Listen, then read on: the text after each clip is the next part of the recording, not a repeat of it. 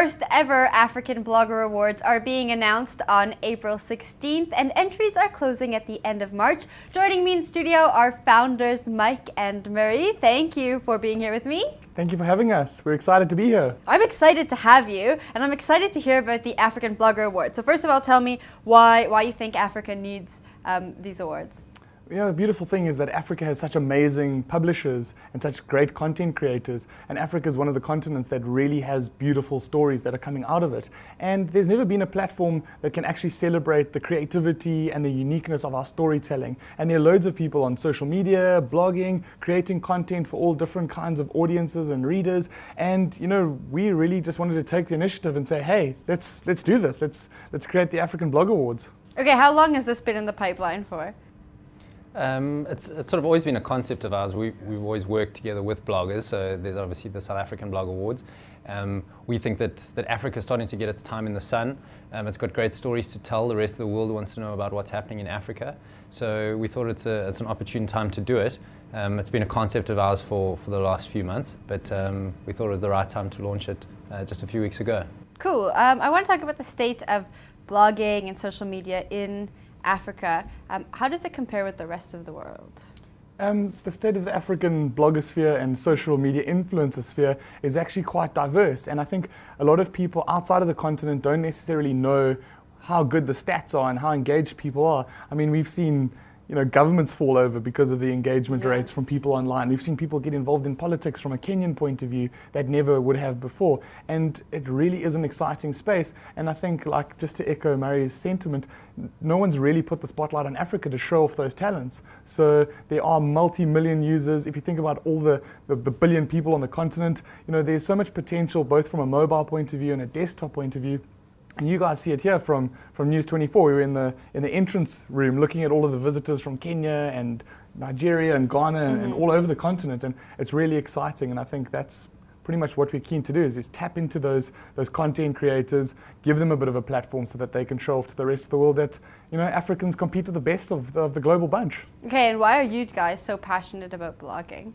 I think we work in the business of disseminating great content from a brand point of view and from a newsworthy point of view. So we're interested in knowing who those credible bloggers are. Obviously, there's been Followergate, which came up last year, and a little bit of controversy about who's actually credible. There's a lot of blogs out there who sort of claim to have a certain following, but when the nuts and bolts are exposed through a metric such as a Google Analytics API, it's a great leveler. So we wanted to give credibility to the guys that deserve it, not so much call out the guys that aren't, but just sort of normalize the market space, because it's new. It hasn't really found a sort of stable operating environment yet. We wanted to give it that kind of kudos and support. Okay. Also, can I just jump? Yeah.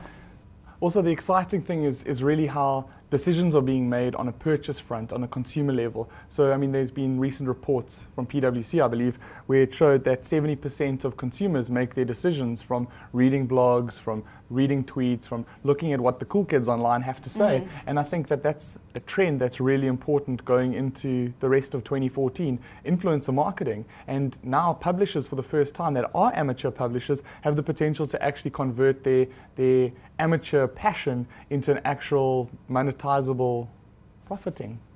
Okay, well, you guys mentioned credibility. How do you know if a blog is credible? So there's as part of the entry process, you can put forward your name and your blog title and URL, but part of the process is to actually link your blog up to Webfluential.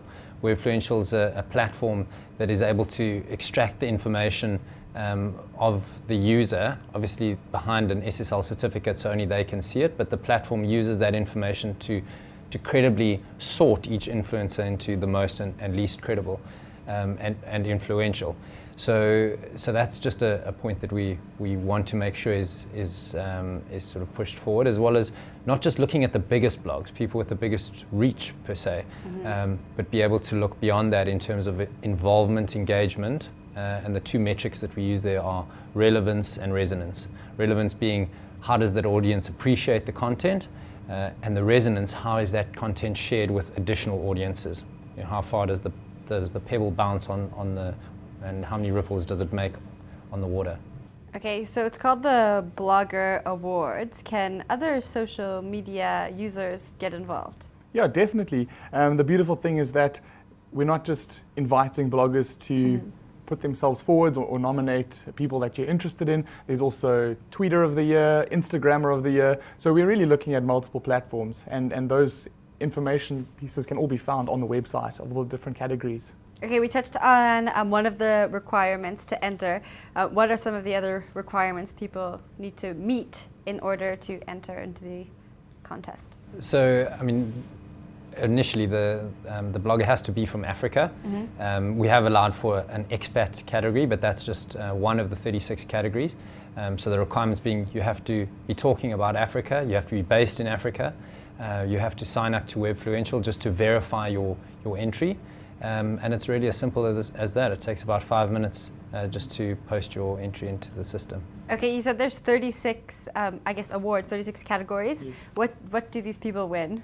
From an award point of view, obviously this is something that it's in its first year, and we look at growing from year to year. So we're going to be looking at the likes of the kudos and the credibility of winning the award. There'll be banners, there'll be all kinds of song and dance via social media, via the different platforms to champion that you in your specific category are the winner. Obviously we are looking at the likes of trophies and actual physical entities that can celebrate your amazingness.